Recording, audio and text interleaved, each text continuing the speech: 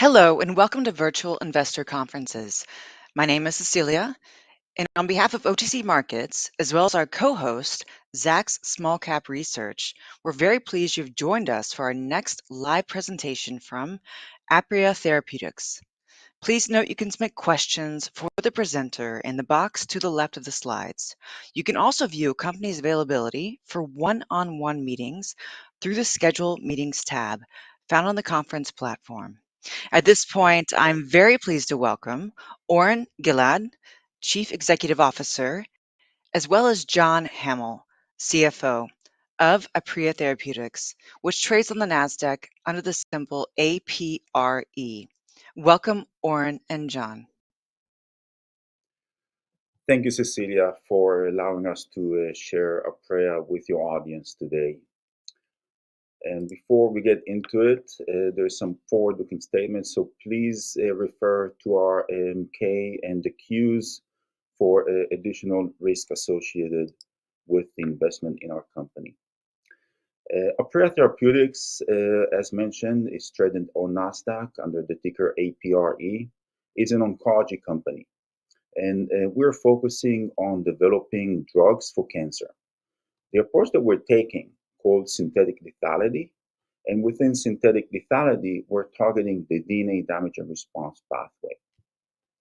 Aprea has two programs in the clinic that are shown here on the left, the ATR inhibitor, ATRN-119, and the WEE1 inhibitor, APR-1051. There's also a platform in the company, and the DDR inhibitor undisclosed came from the platform, and we're in the process of filing the patent. Once the patent is filed, we will share the target. And I think what's also going to be interesting for this audience is the upcoming milestone and pipeline. Before we get to that, I would like to share that Aprea is actually covered by three analysts from Wedbush, Maxim, and Wainwright. And the price target that the analysts provided in their notes for Aprea are $14, $16, and $20. So we find this disconnect between the stock and the company to actually be a good investment opportunity for this audience. Because mathematically speaking, right, if we are now trading at 3 or so, if we get halfway through the average of, call it 15 between the three analysts, there's potential to a major upside. And hopefully you appreciate the science and see the effort that Aprea was taking to develop drugs that can potentially save lives and cure cancer. So on the ATR, this is the lead program at Aprea right now. It's in dose escalation in patients that are taking this drug orally every day. And please look out for second half of this year. We're going to share updates from this study with the goal of completing the dose escalation portion of this study in first half of 25, and then move on to the expansion. The WEE1 has been in the news recently, and Aprea did financing back in February when we brought, and John's going to be talking about that. We brought $60 million up front and some really impressive institutional investors on board. And when we did the financing, we said that we're going to have the IND cleared. That was preclinical program at the time, by the first quarter, which we did deliver on that. We also said that we're going to enroll the first patient in the second quarter, and we also delivered on that. We also said that the first portion of this study, which I'm going to walk you through it, is going to complete by the end of the year, and it looks like we are ahead of schedule with that. So Aprea is focusing on execution and delivering on our promises. And these two, again, are in the clinic, in the first in dose escalation portion of the study. Please also go on our website and take a look in more details on the team. The team has been working together for a very long time. It is a very impressive team. And also take a look on the board of director. And you see the quality of the people behind the company. This is not a virtual company. Aprea is fully operated. We have labs, we have R&D, we have development, we have clinical team. So it's all in place, focusing on the execution and providing value for our shareholders. So I want to start with the We1 because it has been in the news recently. And just to give you and some kind of insight and update on the clinical program and our competitive landscape. So AstraZeneca had a We1 inhibitor that's found to be toxic called AZD1775. Recently was taking off because of toxicities, and Thales made an analog of this compound. At the peak, Zentalis was valued at $2 billion market cap. We're not sharing the structure of our lead molecule, but it is different. It is different because when we looked at the other programs, we identified some liabilities associated with the program. So the first thing we wanted to do is have a selective molecule. And that's what we did. That's what we achieved. The person behind this molecule, his name is Joe Vaca, who used to be the head of medicinal chemistry for Merck for over 30 years, and he's also the inventor of Crixivan for HIV. So the first thing we said, we got to have a selective compound that is not hitting this family of kinases called PLK. And you can see here on the right the PLK 1, 2, and 3. And just to, by the way, the slides are also available on our website, and you can go and look at them into more details. But you can see the difference here that our molecule is more selective. It doesn't really inhibit PLK at low doses. And why is that important? It's important because PLK1 has been associated with sepsis. That's something that we wanted to prevent. We want to prevent neutropenia. We wanted to prevent sepsis. So by having a molecule that is more selective, we believe that we can address that. And then the other thing we also want to improve on is the PK properties. So it's important for a drug to have properties that allowing the drug to get into the body. Remember, this is an oral drug. Patient takes it orally, so it has to go from the gut and the intestine into the body, into the tumor. And there's a parameter that is being looked at, and it's called AUC. And you see that at 10 mg per kg, our AUC achieved is close to 17,000. Zendayas has to go 4 times higher to get a similar higher level of exposure. And of course, you want to make sure that the drug is working as single agent. This is an in vivo study in mice where the drug has been administered orally, and you can see a very nice flat of the tumor. So the mice that have been treated with the drug didn't see the tumor grow compared to the control, which is shown here in green or blue, where you see the tumor growth. So this is a drug that we feel we're very excited about, and that's really the data. There's additional data, but that was put together, filed with the FDA, and the FDA cleared us to get it into human. So the human trial, it has 2 portions, and I mentioned that before. The first portion is called accelerated titration. These are the cohorts that have been treated, cohort 1, 2, and 3. And here we announced that we are in dose level 2. And as I said, we seems to be ahead of schedule. We're going to on track to complete this part of the study before the end of the year. And from there, we're going to move into a Boeing design. This is a 3+3 dose escalation. So please follow us and please be on the lookout as we share more data. But so far, so good. The second program I'm going to share with you is our ATR program. And you're going to find a very similar story. Here, what we did, we actually took a different approach, and I'm going to show you in the next slide what the other competitors did. But you can see that this is, please remember this structure. It's called microcycle because it is a closed molecule that is conformationally constrained. And it's a different approach than our competitors. Our competitors made analogs of each other, and we did not. We took a different approach. Again, because we looked at the liabilities associated with these molecules, and we found that the way to solve these problems is by making a microcycle. Now, why is that important? Why making a microcycle? Why allowing us to treat on a daily basis is important? Because tumor grows, right? This is cancer. So the cells in the cancer cells, they have to proliferate, right? Otherwise, there's no growth of the cancer, of the tumor. So the DNA has to duplicate and cell cycle is taking place.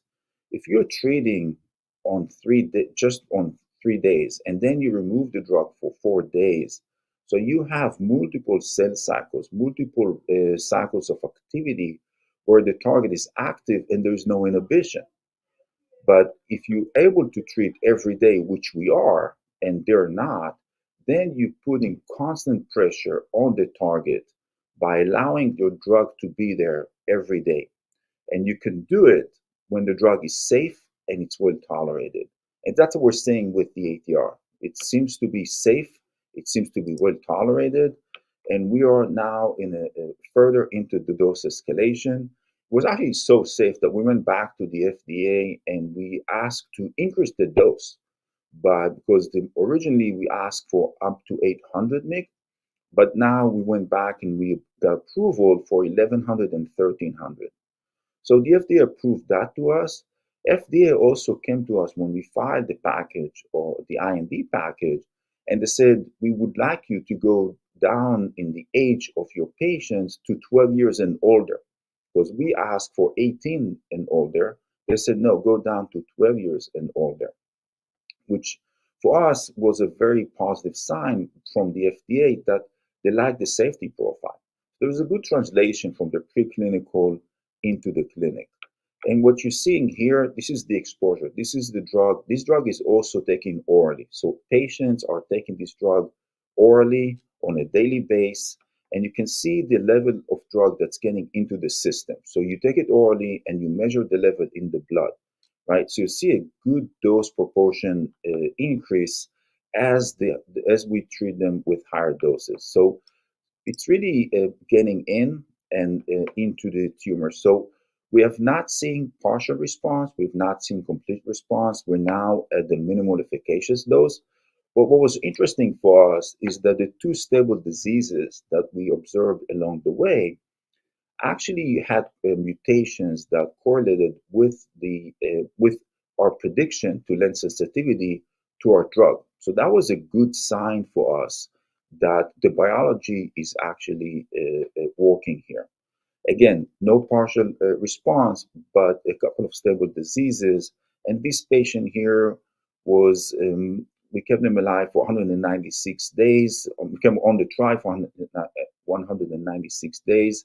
And please remember that these patients fed every, treatment standard of care prior to getting on our trial. So the life expectancy of patients that come on trials is very short, and by having the ability to extend and have longer duration is a good sign. And we are now, as mentioned, at the minimum efficacious dose, and we keep dosing patients with our drug. So what are the adverse effects? So far, as you can see here, we don't see a grade 4 adverse effect. Drug is very safe. We see diarrhea. And the important thing here also, the take-home message is that hematological toxicity is not a major liability for this drug. It's very safe. And it's important because when you want to do combination therapy, you don't want to combine two drugs that having overlapping toxicities. So if one drug having hematological toxicity like anemia, neutropenia, you don't want to combine another drug with the same profile. And you can combine this drug with immunotherapy, with chemotherapy, potentially, right? And with IO, radiopharmaceuticals, which are their major liabilities are usually anemia and neutropenia. So having an ATR inhibitor that does not have this profile, that does not have this tox profile, makes it attractive for potential combination. So these are the two clinical programs that we have.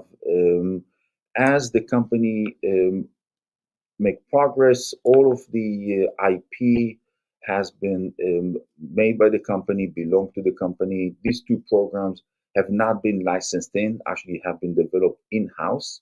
And you can see the list of patents and IPs that the company is holding.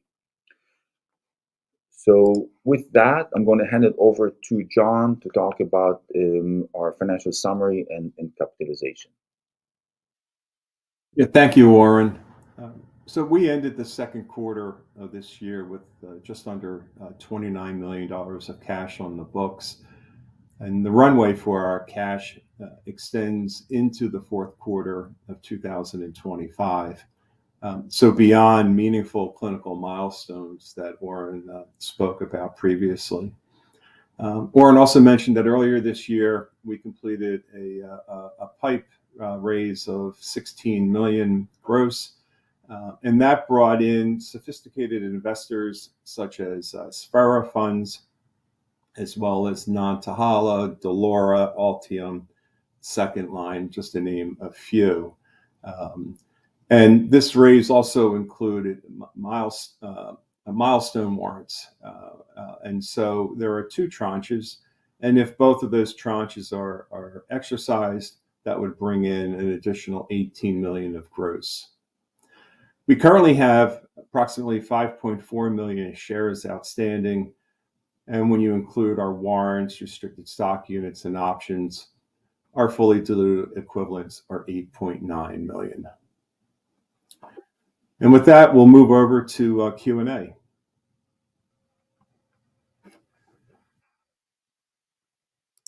So our first question is, what is the source of your revenues and expectations over the next 12 months?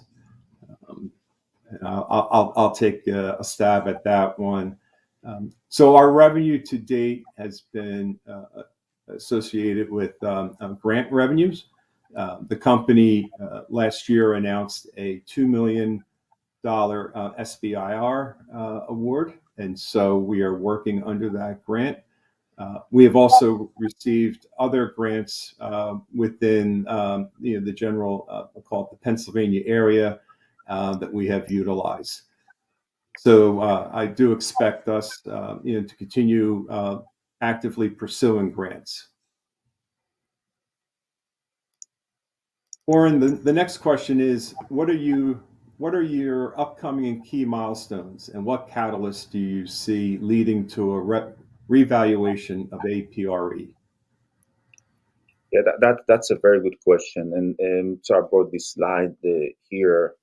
So on the ATR, we're now at the minimum efficacious dose. This is an open label study, so we can share data at any time. And when we start to see efficacy, we will definitely share that. So we're expecting to see some signs of efficacy as the study progresses. And the RP2D, of course, that's another milestone. On the V1, as mentioned previously, and I'm going to bring the V1 slide here.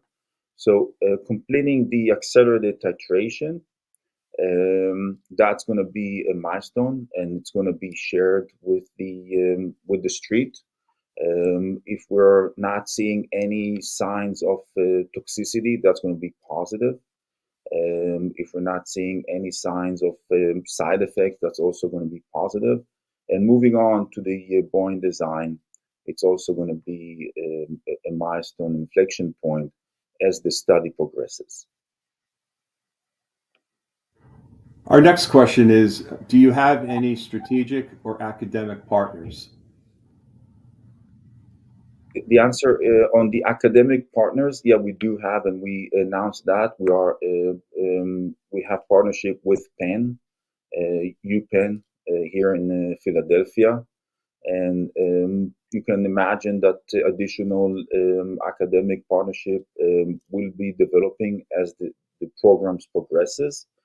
With the second part, strategic. We're working on it. Strategic are waiting for data. We have the BD effort, speaking with the strategic, and that's led by Brian Wiley here and the team. So we are definitely exploring that. This is part of our path moving forward. Our next question is, what is the makeup of your ownership? Approximately 40% of our shares are held by institutional investors. Approximately 11% is held by insiders, and the rest of the ownership is primarily retail.